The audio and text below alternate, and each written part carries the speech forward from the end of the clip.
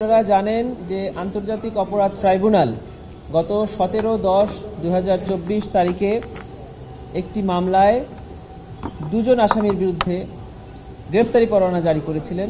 Total আসামি ছিল 45 জন, তাদের মধ্যে এই দুজনও ছিল। তাদের মধ্যে একজন হলো সাবেক এমপি আমির হোসেন আমু এবং আরেকজন হলেন সাবেক এমপি মোহাম্মদ কামরুল ইসলাম।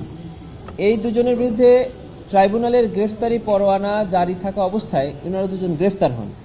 গ্রেফতার হয়ে নিউ মার্কেট থানার একটি মামলায় তাদেরকে গ্রেফতার দেখিয়ে জেল হাজতে প্রেরণ করা হয়।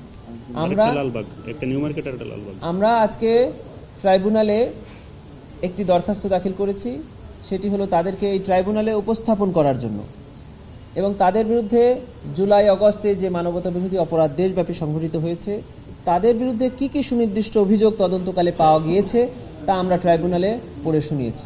ট্রাইব্যুনাল সন্তুষ্ট হয়েছেন এবং এই আবেদন দুটি মঞ্জুর করেছেন করে আগামী 4 ডিসেম্বর 2024 তারিখ তাদেরকে ট্রাইব্যুনালে উপস্থাপন করার জন্য দিন ধার্য করেছে।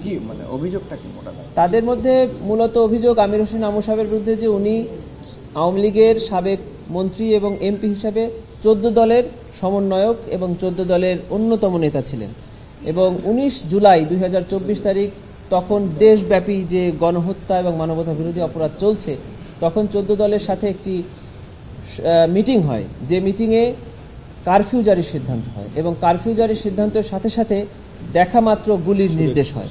সেই সমাবেশে উনি একজন অন্যতম নীতি নির্ধারক হিসেবে উপস্থিত ছিলেন এবং এই সিদ্ধান্ত উনি নিয়েছিলেন এবং ওনার সাথে আরও অনেকেই নিয়েছিলেন। সেটি আপনারা পত্রপত্রিকা এবং ইলেকট্রনিক মিডিয়াতে আপনারা দেখেছেন।